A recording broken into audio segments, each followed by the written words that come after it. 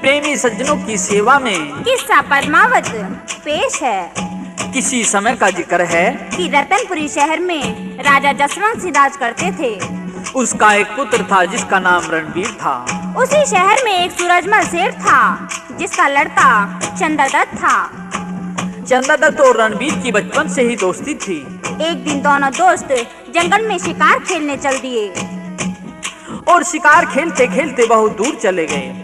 और आगे चलकर क्या होता है कि दो मृगों का पीछा करते करते दोनों दोस्त अलग अलग दिशा में भागते चले गए और एक दूसरे से बिछुड़ गए।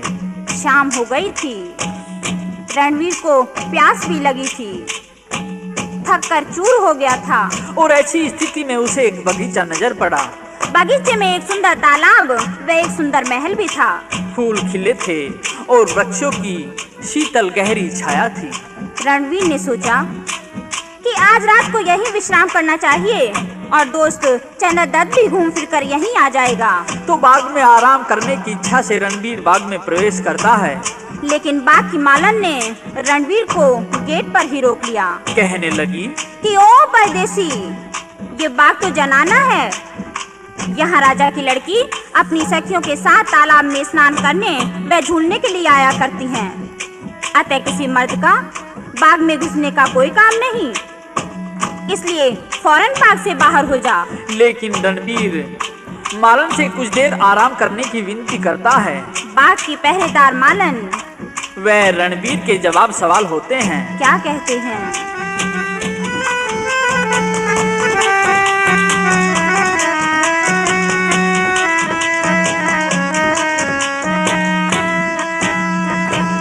एक रात लिए डाक बाग में कर लूं मैं विश्राम। बाग जननाड़े डटण का नहीं मर्द का काम, नहीं मर्द का काम।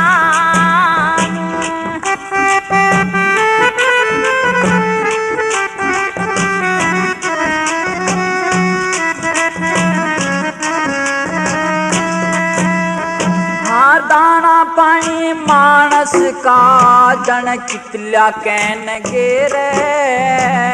के मतलब से मेरी गैलियां क्यों गल घल गया तू मेरे। एक रात लूं काट बाग में चल जाऊं सवेरे। कूद लूंगाड़ा हांडे से या शर्म नहीं से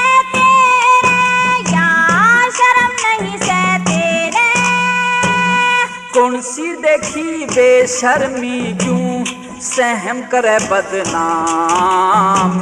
तेरे किसे बदमाश फिरे से अड़े सुबह और शाम, नहीं मर्द का काम। एक रात लिए डाक बाग में कर लूं मैं विश्राम।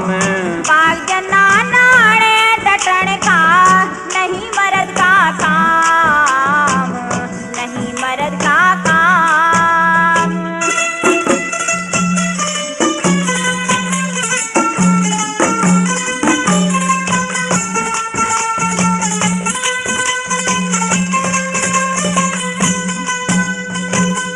बड़े बाग पे मानस धोरे मानस आया करे से। करे भलाई मिले बुराई फिर पछताया करे से। अतिथि के बदले मालन दुख सुख ठाया करे से। तेरे कैसे ऊत ढेड़ नुहे धक्के खाया करे से, नुहे धक्के खाया करे से।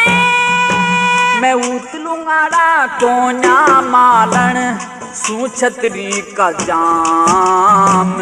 बाग नहीं मेरे घर का क्यों लूं गैर आदमी थाम, नहीं मर्द का काम। एक रात लिए डाट बाग में कर लूं मैं विश्राम। बाग जननाड़े डटण का नहीं मर्द का काम, नहीं मर्द का काम।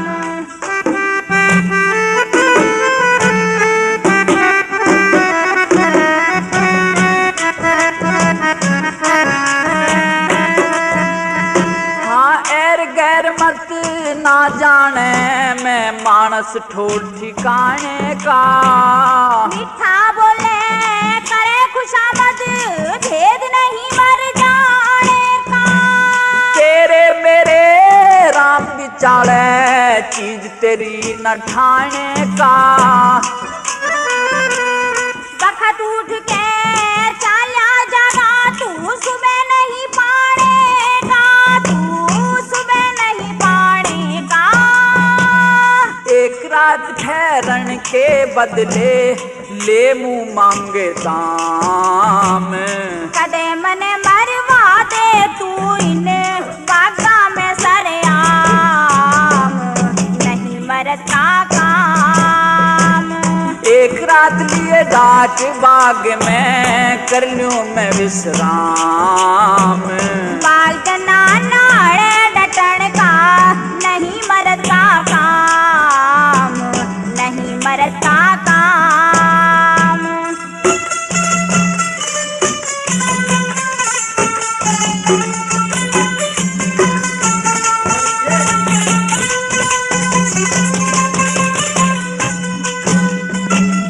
तने नहीं मरने दूं मालन, तू राखिय की दामन में।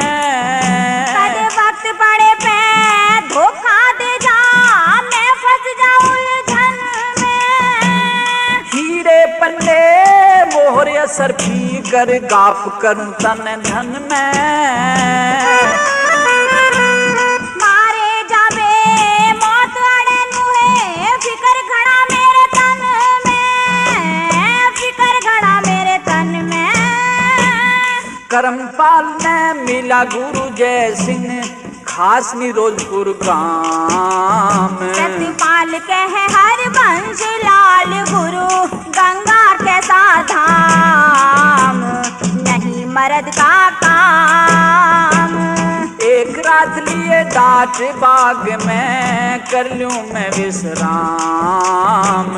बागना नाड़े डटन का, नहीं मरद का काम, नहीं मरद का काम।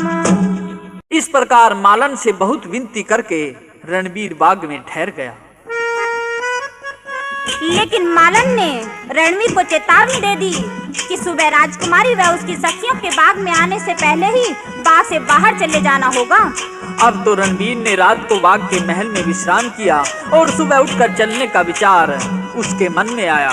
लेकिन फिर सोचा कि मेरा बिछड़ा दोस्त तो अभी तक भी नहीं मिला, तो मैं कुछ देर यहीं ठहर कर उसका इंतजार करूंगा। शायद इधर उधर से चंदा दत्त यहीं बाग में आ जाए। लेकिन राजा की लड़की व उसकी सखियों के भय से रणबीर चमन में एक जगह छिपकर बैठ गया और अपने दोस्त के मिलने की चिंता उसके मन में बनी रही। और फिर सुबह सुबह कुछ ही देर बाद पद्मावत अपनी 10 सखियों के साथ बाग में आ पहुंची और जनाने ताल में स्नान करने लगी और अपनी सखियों को आदेश देती है कि बहनों, अब मैं स्नान करके पूजा करती हूँ, तब तक तुम बाग में ही टहलती रहो और ऐसा ना हो कि कोई पुरुष पूजा करते समय मेरी शान देख ले, क्योंकि तुम्हें पता है कि मैंने भी आज तक किसी मर्द की शान नहीं देखी है। तो प्रेमियों, सखियां राजकुमारी पद्मावत को तसल्ली देती हैं कि आप स्नान ध्यान में लगिए, हम आपकी चौकसी करती हैं। और इतना कहकर सखियां बाग में टहलने लगती हैं। लेकिन बाग में पद्मावत की सखियां क्या देखती हैं कि एक जगह कोई अनजान लड़का एक पेड़ की छाया में फुलवाड़ी की आड़ में छिपकर बैठा है।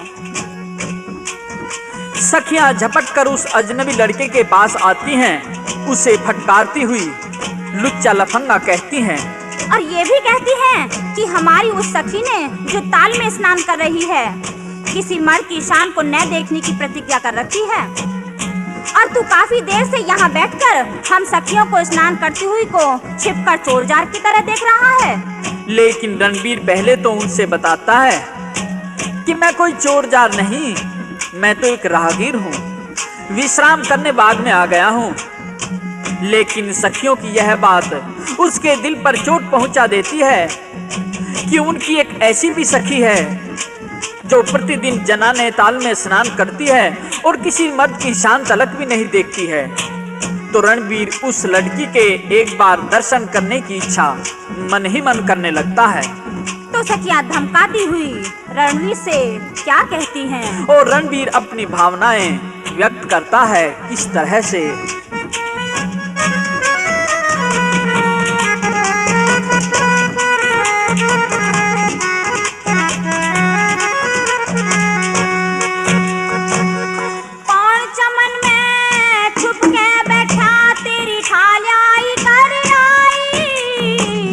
जंगल में के काम थारा तम कौन करे ते आई।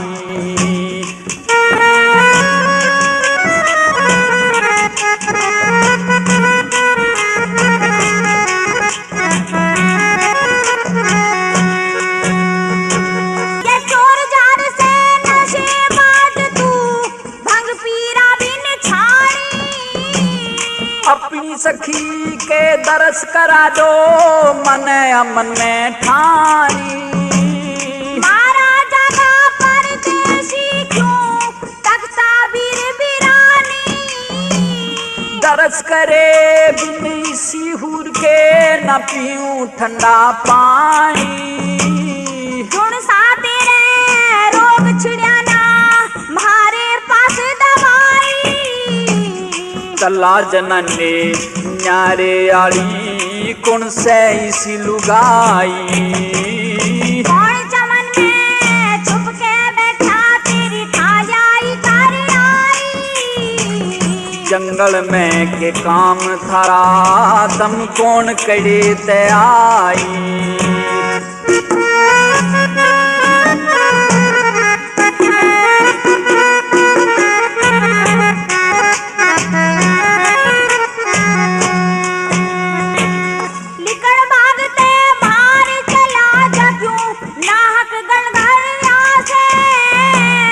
मस्त जवानी मस्तानी थारा रूप गजब खिल जासे। नींद पाप की धरी तने तेरा बेईमान मन चल जासे। मीठी मीठी बात करो सो मेरा बोलता डर जासे। तेरे किसा के पिटे थोबड़े तू तख्ता नार पर आई। प्रेम जगा मेरी रग रग में थारी सूरत मन को भाई। कौन चमन में छुप के बैठा तेरी थालियाई कर आई।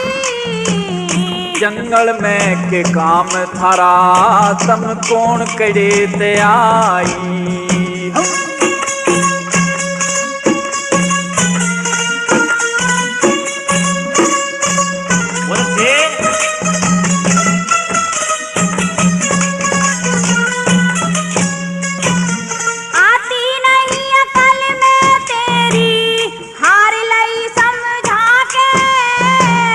तृष्णा मन की बैठ दियो मन प्रेम का पानी त्यागे। यूं ते जान लई परदेसी तू बैठे जान खपा के। बेशक जान काढ़ लो मेरी एक बेयू से दिखा के। करम पाल गुरु कृपा तया शुद्ध बड़े कविताई। जय सिंह पे भी मेहर करो तन जाऊं दुर्गे माई। कौन चमन में छुप के बैठा तेरी थालियाई कर आई। जंगल में के काम थारा तम कौन करे ते आई। इधर तो रणवीर पद्मावत की सखियों से बार बार विनती करता है। कहता है कि सुंदरियों मुझे अपनी उस सखी के दर्शन अवश्य करवा दो जो तुम्हारी सरदार भी है और जो न तो कभी किसी मर्द की शान देखती है और ना अपनी शान ही किसी मर्द को दिखाती है। और उधर ये पद्मावत की सखियां भी उस परदेशी को देखकर उसके प्रेम में पसीज रही थी और सोच रही थी कि इतना सुंदर बांका छैल गाबरू लड़का या तो कोई राजकुमार है या देवलोक का कोई देवता। अतः सखियों ने विचार किया कि अब हम अपनी राजकुमारी पद्मावत के पास चलते हैं। उससे कहेंगे कि सखी बाग में एक ऐसा छैल गाभरू आया हुआ है कि उसके दर्शन करके हम भी अपने को सौभाग्यशाली समझते हैं और आप भी चलो दर्शन करके धन्य हो जाओ। वह निश्चय ही तुम्हारी जोड़ी का है। और फिर सखियों ने पद्मावत को जाकर ऐसा ही कह दिया। तो सखियों की बात सुनकर राजकुमारी पद्मावत भी परदेशी के दर्शन करने वहीं आ गई जहां रणवीर बैठा था। सखियां पद्मावत को घेर कर खड़ी हो गई तो रणवीर पद्मावत की ओर इशारा करके पूछता है कि सुंदरी, गुलबदन, यौवना, अप्सरा, क्या मुझे आप ये बता सकती हैं कि आपका क्या नाम है और आपका शुभ स्थान कहाँ है? लेकिन पद्मावत की सखियां रणवीर की तरफ इशारा करके होठों पर उंगली रखकर इशारे से कहती हैं कि परदेशी, इसके साथ में बोलना नहीं है, यह तो मर्यादा में बंधी है, किसी पुरुष के साथ बातें नहीं करती, जो कुछ कहना है हमसे कहिए। इस प्रकार से रणवीर पद्मावत से क्या पूछता है और पद्मावत तो मौन रहती है, लेकिन उसकी सखियां पद्मावत की ओर से रणवीर को क्या जवाब देती हैं? सवाल जवाब होते हैं किस तरह से?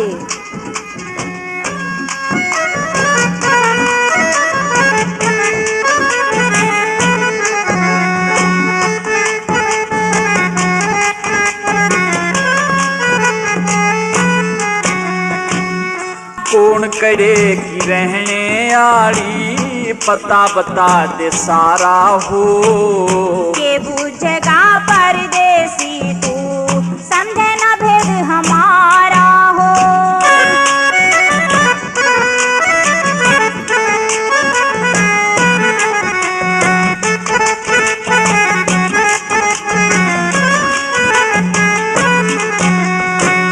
कौन गाम के नाम तेरा, तू किस राजा की छोरी? ते मतलब क्यों झगड़ा झोवे, अकल भंग क्यों हो रही हो?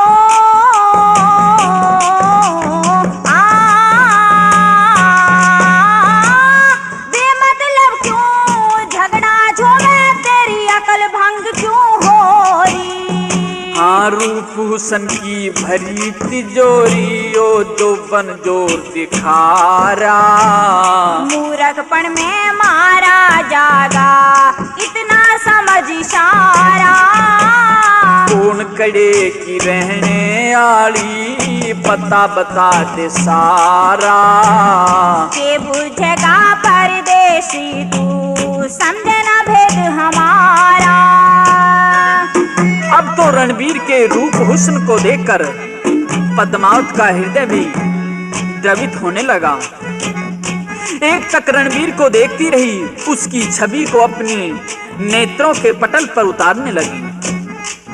उस परदेशी के प्रेम के वशीभूत होती चली गई। इश्क का नशा सा छाने लगा, बदन शिथिल पड़ता जा रहा था, जैसे निद्रा ने घेर लिया हो। सोचने लगी कि यदि ऐसे बांके छैल से शादी हो जाए तो जीवन ही स्वर्ग बन जाए। ऐसा रूप हुस्न तो देवताओं में भी दुर्लभ है।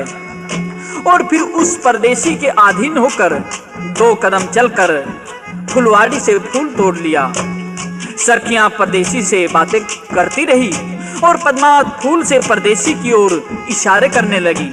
कभी तो फूल को दांतों के नीचे दबाती, तो कभी पैर के नीचे, और कभी कानों से लगाकर इशारे करने लगी।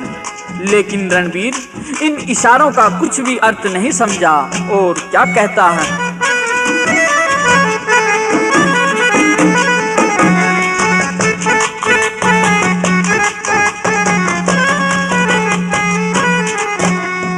कभी फूल दबावे तले दांत के, कभी पैर के नीचे। समझ इशारा मेरी सखी का, क्यों आँखें नीचे?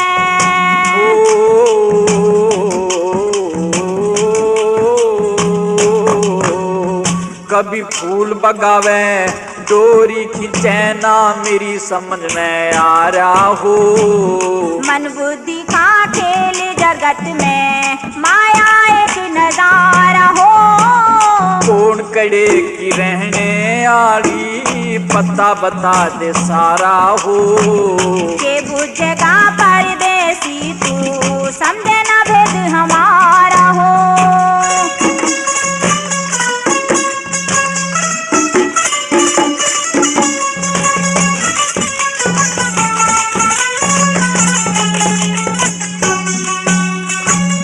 इतना भेद बता देने या ब्याही से कवारी, मैं भी जान गई तेरे लागी इश्क बीमारी हो।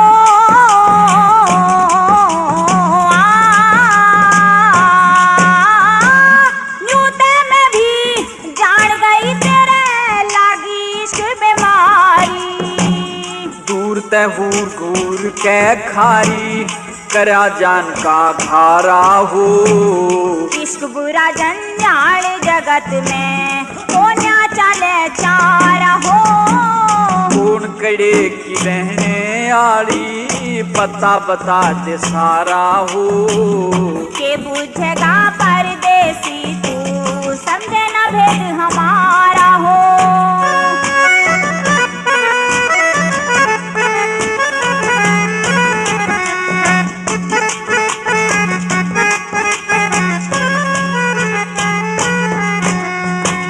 स्टेशन खास पखरपुर का उड़ लाइन बड़ी चले से। तने देख के मेरी सखी के मन की कली खिले से।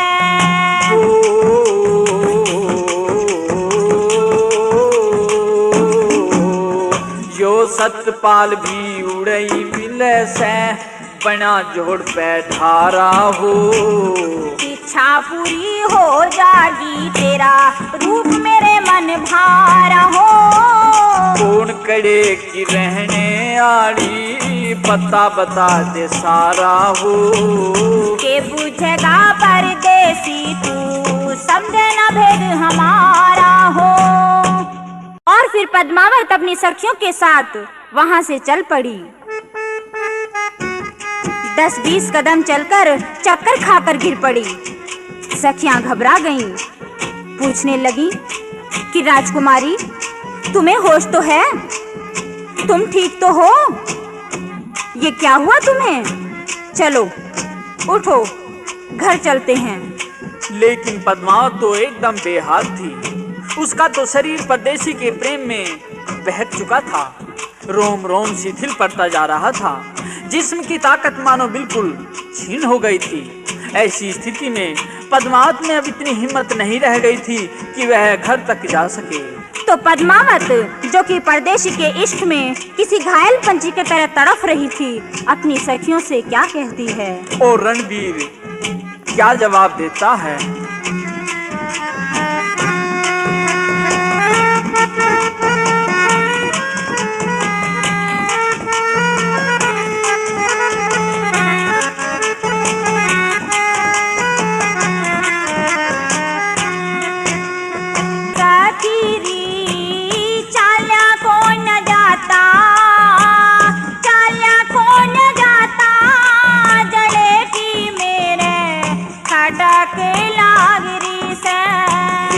मिला दो वीर मर्द का नाता, वीर मर्द का नाता थारे कुणसी अटक लागरी से।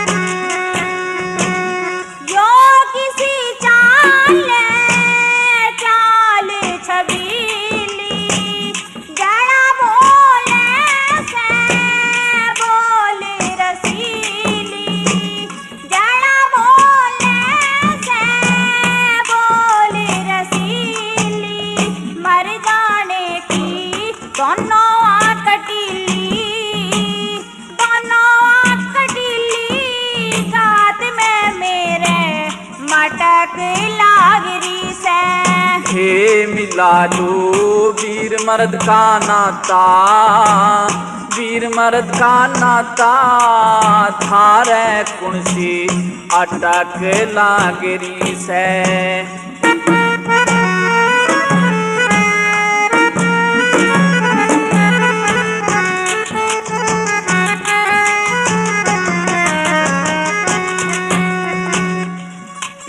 मेरे दूना जागण लाग्या, मन पंछी बन भागण लाग्या, मन पंछी बन भागण लाग्या, सब कुछ लागण लाग्या ताता ताता, लाग्या ताता ताता, पतंगा जणू फटक लागरी से।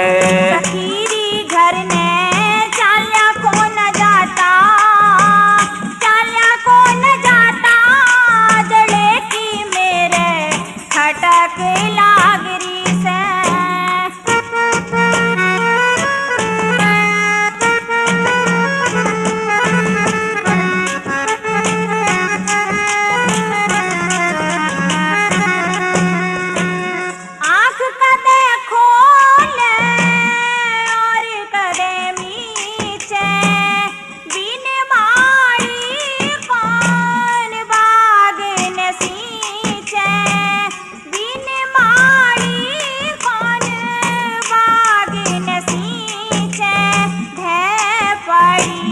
चक्कर खाके नीचे, चक्कर खाके नीचे, इश्क की पटक लागरी से।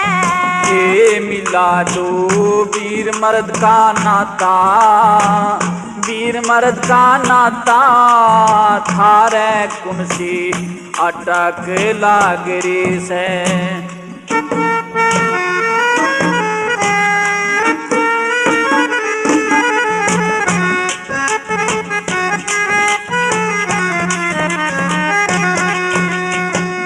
डोब दिया तन पर देसी छैल, देख लो या कोड बनी मेरी गैर, भागे जैसे बैल तुड़ा के गाता, बैल तुड़ा के गाता, मरूंगा मेरे झटक लागरी से। सखीरी चाल्या को न जाता, चाल्या को न जाता, जड़े की मेरे खटक लागरी से।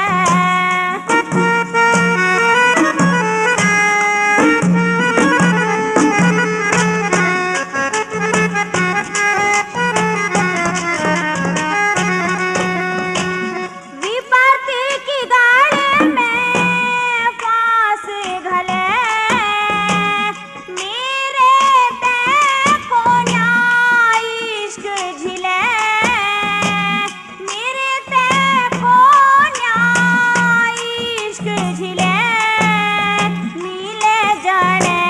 कदीस के संग नाता, कदीस के संग नाता, जाने के अटक लागरी से। हे मिला दो वीर मर्द का नाता, वीर मर्द का नाता, थारे कुनसी अटक लागरी से। सखीरी चाल्या को न जाता, चाल्या को न जाता, जड़े की मेरे खटक लागरी से। इस प्रकार गिरती पड़ती पद्मावत अपनी सखियों के साथ में घर चली आई और किसी बीमार की तरह से बिस्तर में पड़ गई। उधर रणवीर का बिछड़ा दोस्त चंद्रदत्त भी घूम फिर कर बाग में आ गया।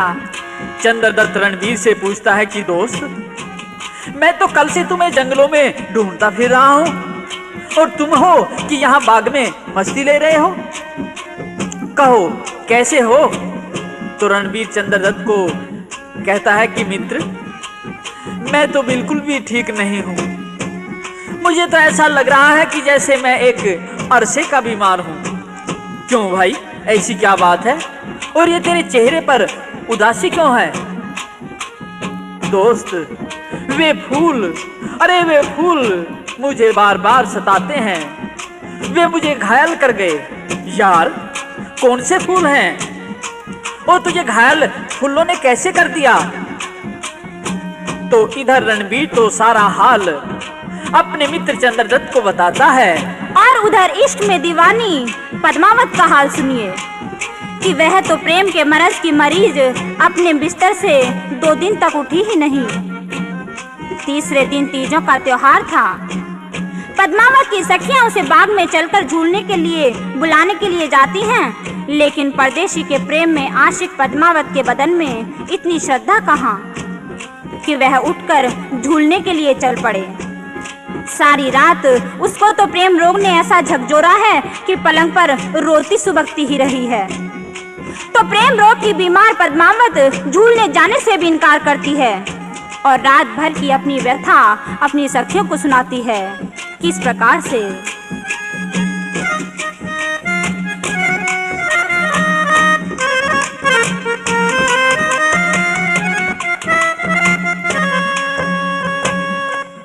रोज होली तड़पती ने मैं कुछ ना खाई खेली, भैया की सू जी जागी दियो दर्शन करा सहेली।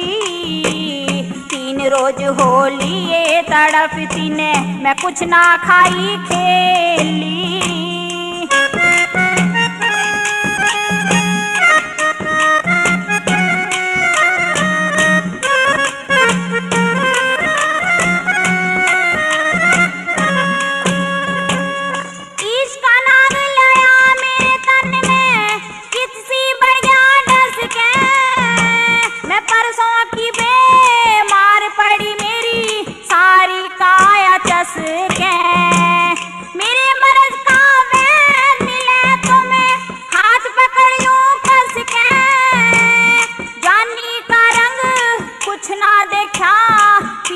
के माँ बस के तम गालो गीत झूल लो हंस के, गालो गीत झूल लो हंस के, मैं बेशक मरूं अकेली।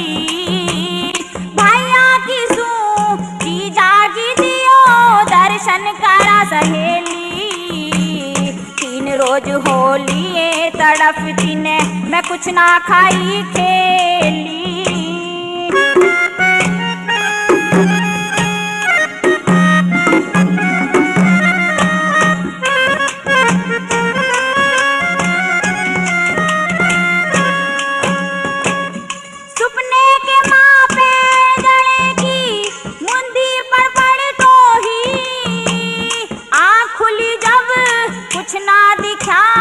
मरद मिला न कोई, आधी रात पलंग के ऊपर 1.5 पैर तक रोई।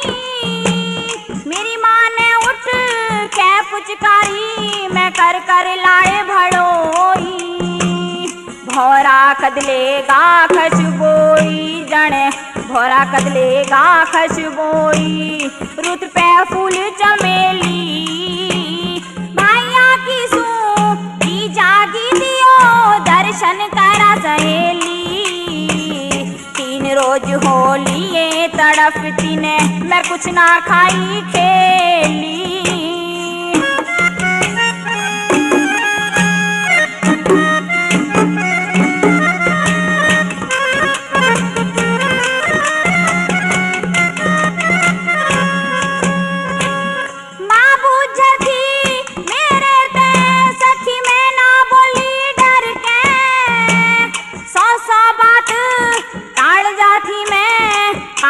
के ऊपर के तम जानो सो मेरे मर्द के होगा फैसला हर के। परदेसी बिन जीऊं को ना चाहे फिर जन्म उम्र के। इश्क जड़ के रोस में भर के, इश्क जड़ के रोस में भर के, काढ़ के तुम बगेली। भाया की सू जी जागी दियो दर्शन करा सहेली। 3 रोज होली तड़पती ने मैं कुछ ना खाई खेली।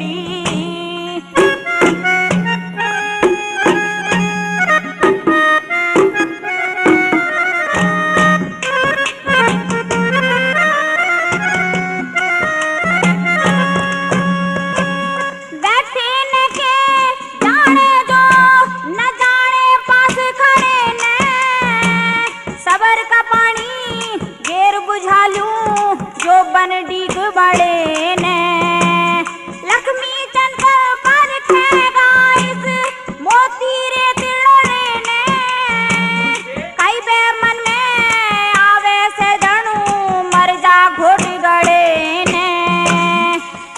जड़ने जान काढ़ के, इश्क जड़ने जान काढ़ के मुट्ठी के माले ली। भैया की सूखी जांगी दियो दर्शन करा सहेली। 3 रोज होली तड़पती ने मैं कुछ ना खाई ठेली। भैया की सूखी जांगी दियो दर्शन करा सहेली। 3 रोज होली तड़पती ने मैं कुछ ना खाई ठेली। इस प्रकार राजकुमारी पद्मावत तो अपने आशिक परदेसी के प्रेम में पागल सी हो गई थी और रात भर उसे तो विरह की अग्नि सुलगाती रही। और जब सखियां पद्मावत से बाग में चलकर ढूंढने की जिद करती हैं, तो पद्मावत उनसे विनती करती है और कहती है कि सखियों, वैसे तो मुझ में चलने तक की भी आसंग नहीं है, लेकिन यदि फिर भी तुम सब जिद करती हो तो बाग में चलने की मेरी एक शर्त होगी कि मैं तभी चल सकती हूँ जब आप सब मुझे सबसे पहले उस परसों वाले परदेशी के दर्शन करा दोगी। तो प्रेमियों, पद्मावत की सखियां पद्मावत को बाग में ले जाती हैं। सबसे पहले वे उसी स्थान पर जाती हैं जहां रणवीर अपने दोस्त चंद्रदत्त के साथ बैठा हुआ था। पहले तो राजकुमारी पद्मावत ने कुछ शर्माकर तिरछे तिरछे नैनों से रणवीर को जी भर के देखा। फिर परदेशी पर इस कारण से गुस्सा करने लगी कि उसने पद्मावत को रात भर सताया था, क्योंकि पद्मावत तो परदेशी को फूलों से इशारे करके कह गई थी कि रात के समय मेरे महल में आ जाना। लेकिन वो इतना बुद्धू निकला कि मेरे मन के मर्म को ही नहीं समझा और फिर अपनी सखियों से कहने लगी कि सखी, ये मर्द होते हैं ना, ये किसी के दिल की पीड़ा को नहीं समझते, बड़े ही धोखेबाज होते हैं। और फिर औरतों के साथ तो मर्दों ने सदा ही दगा किया है। और जब रणवीर ने पद्मावत से मर्दों की बुराई सुनी तो अपने दोस्त चंद्रदत्त से कहता है कि मित्र, मेरी तरफ से इन लड़कियों को ये बता दे कि इन औरतों में तो छल कपट का विष ही भरा रहता है। और इस प्रकार से पद्मावत मर्दों की बुराई करती हुई अपनी सखियों से क्या कहती है। और रणवीर औरतों की बुराई करके पद्मावत के सवालों का जवाब देता हुआ अपने दोस्त से क्या कहता है।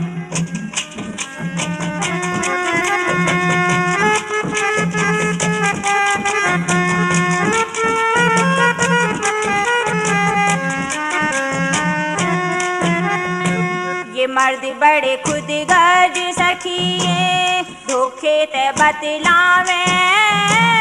खोटी जात पीर की हो, मौके पे डंक चलावे। मर्द बड़े खुद गर्ज सखिए, धोखे ते बतलावे। खोटी जात पीर की हो, मौके पे डंक चलावे। ये मर्द बड़े खुद गर्ज सखी।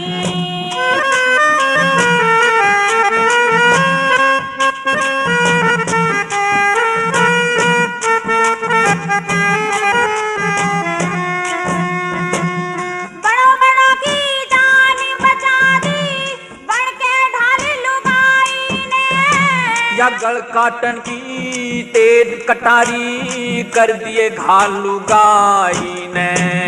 धर्म के ऊपर डटी रही करया सदका घाल लुगाई ने। ऋषि महात्मा संत फसाए गेरा जालू गाई ने। अपना आपा देखा ना यो, अपना आपा देखा ना यो, बीरा के तो मद लावे। 101 गण तिरिया में ब्रह्मा तक भी गावे। मर्द बड़े खुद गर्ज सखिए, धोखे ते बतलावे। खोटी जात पीर की हो, मौके पे डंक चलावे। मर्द बड़े खुद गर्ज सखी।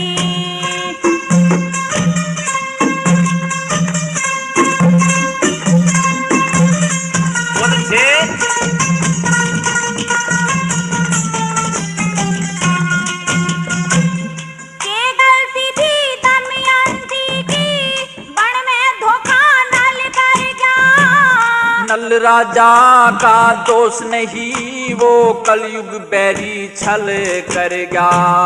आधी सा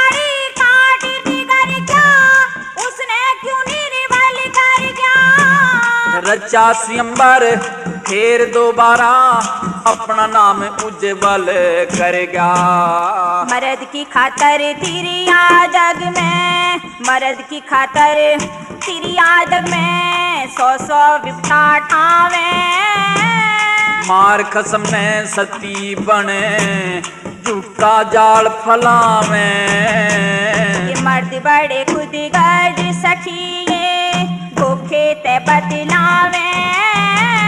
कोटी जात वीर की हो, मौके पे डंक चलावे। मर्द बड़े खुद गर्ज सखी।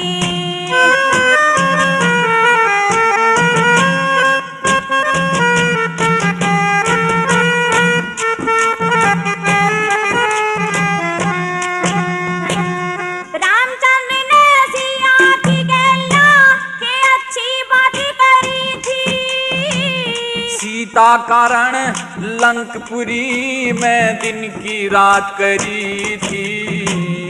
अवधपुरी में धोखी कारण मां लक्ष्मण साथ करी थी। रामचंद्र का दोष नहीं, प्रजा ने पंचायत करी थी। वीर जात के आगे मर्द की, वीर जात के आगे मर्द की, कोन्या पारी बसावे। क्रिया रूप नरक का बसा, न नफा वीर तय पावे। हाँ मर्द बड़े खुद गर्ज सखिए, धोखे थे बतलावे। खोटी जात वीर की हो, मौके पे डंक चलावे। मर्द बड़े खुद गर्ज सखी।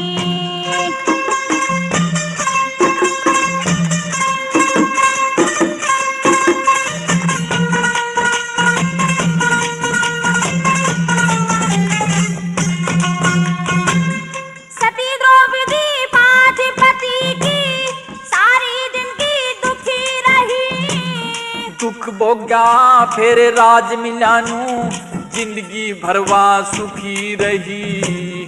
भरी सभा में चीर उतर गया, उसकी गर्दन झुकी रही। जो बीत्या उसके पतियों संग, नहीं जगत में लुकी रही। जय सिंह के ये वीर लक्ष्मी, जय सिंह के ये वीर लक्ष्मी, उजड़ा ढूंढ बसावे।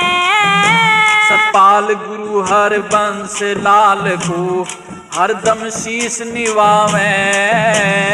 मर्द बड़े खुद गर्ज सखिए, धोखे ते बतलावे।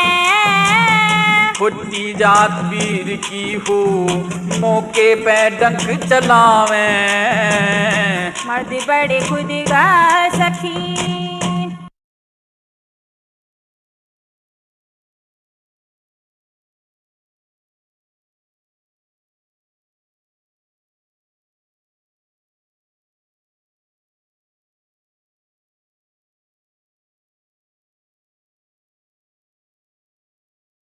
इस प्रकार पुरुषों में बहुत से दोष निकालकर पद्मावत ने रणवीर को सुना सुना कर उसे यह जताया कि यद्यपि मैं तेरी दीवानी हूँ, तो भी मुझे इस बात पर गुस्सा है कि मैंने इशारे से परसों तुम्हें महल में आने का निमंत्रण दिया था और आप नहीं आए। और रणवीर ने भी स्त्रियों में दोष निकालकर पद्मावत को ये जताया कि मैं भी तुझ क्षमा का परवाना हूँ। तू पुष्प है तो मैं भंवरा हूँ, तू बदली है तो मैं मोर हूँ, तू शशि है तो मैं चकोर हूँ, और यदि तू मोहिनी माया है तो मैं जीव हूँ। और इसी कारण से मैं स्वयं को तुझे समर्पित करने के लिए भटक रहा हूँ, और मैं इशारेबाजी का कोई भी अर्थ नहीं समझा हूँ। अब तो पद्मावत व रणवीर सखियों व चंद्रदत्त को माध्यम बनाकर काफी देर तक बहस करते रहे, और फिर ऐसे शांत हो गए जैसे आकाश में बादल खूब गरजे हों और क्षणिक शांत होकर भारी वर्षा करने वाले हों। और फिर पद्मावत अपनी सखियों के साथ झूलने लगी, और रणवीर व चंद्रदत्त चमन में छिपकर उन्हें देखते रहे। और जब झूलने के पश्चात सखियां घर चलने को कहती हैं, तो पद्मावत एक बार फिर फूल मंगवाती है और रणवीर की तरफ इशारे करती है। कभी फूल को दांतों के नीचे दबाती है तो कभी कान से लगाती है। फिर पैर से लगाती है तो कभी छाती से लगाती है, एक डोरी खींचती है, एक शीशा चमकाती है और फिर आखिर में गिनकर 12 फूल फेंकती है। लेकिन रणबीर हाथ हिलाता है और इशारे से कहता है कि मेरी समझ में तो कुछ भी नहीं आ रहा है। इस प्रकार कवि ने इशारे करते हुए पद्मावत व इशारों के अर्थ को न समझते हुए रणवीर के मन की बातों को शब्दों का रूप दिया है। मौन जवाब सवाल होते हैं। किस तरह से?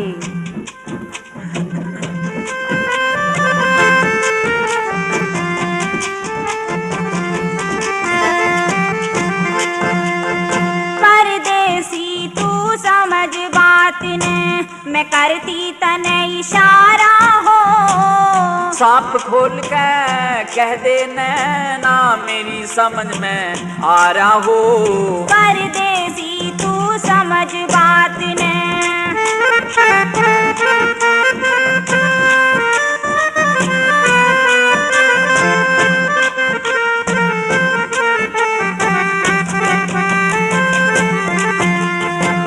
गुप्त इशारा लिए समझ गुना, मेरी बात पे गौर करे। कर दे साफ बयान परी क्यों हृदय सा कठोर करे। ढोल पीट के प्रेम न होता, क्यों परदेसी शोर करे। जौन से काम में डर लागे से दिशा काम तय चोर करें। तेरी शान हृदय में बस गई तू, मने जानते प्यारा हो। तेरे प्रेम ने मैं पागल कर दिया, गात मेरा दुख पारा हो। परदेसी तू समझ बात ने।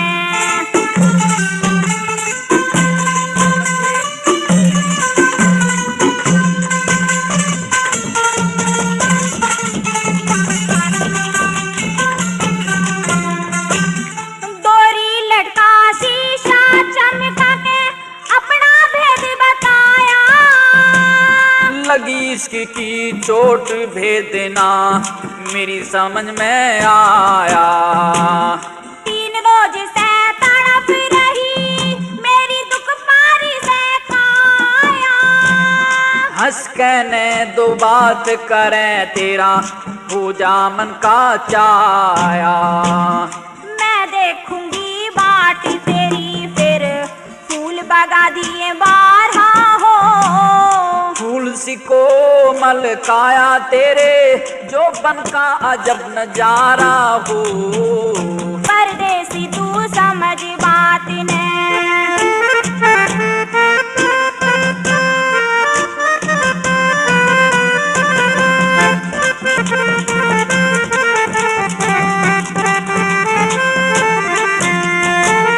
तेरे हाजिर कर दूं अपने जोबन का अंगूर। मैं आशिक हो गया तेरी शान पे तू मस्तानी हूर। मन की तृष्णा मेट दिए मेरी, मैं हो रही सुमजबूर। मेरा जिगर चूट के खागी तेरी तो नैना की घूर। जति मर्द संग सती वीर का मिलके ठीक गुजारा हो। तेरे जैसी वीर मिलते दुनिया में रंग न्यारा हो। परदेसी तू समझ बात ने, मैं करती तने इशारा हो। साफ खोल के कह दे नैना मेरी समझ में आ रहा हो। परदेसी तू समझ बात ने।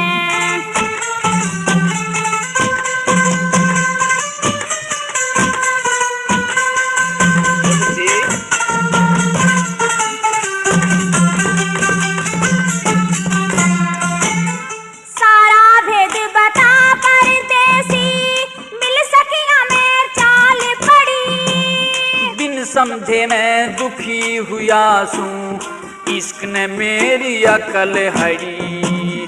परदेसी मेरे मन का बस गया से, भूलूं ना तने एक घड़ी। तेरे बिना मैं जीऊं को ना इसी आंख तय आंख लड़ी। जय सिंह कर दे मन का चाहया, राग प्रेम के गारा हो।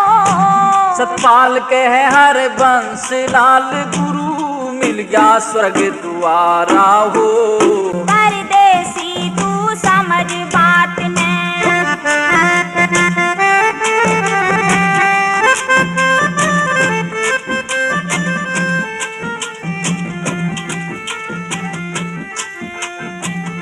प्रेमियों, पद्मावत के किस्से का पहला भाग अब यही समाप्त होता है। इस किस्से की आगे की रागनियां आप हमारे द्वारा गाई गई सोनोटोन की कैसेट में सुनेंगे।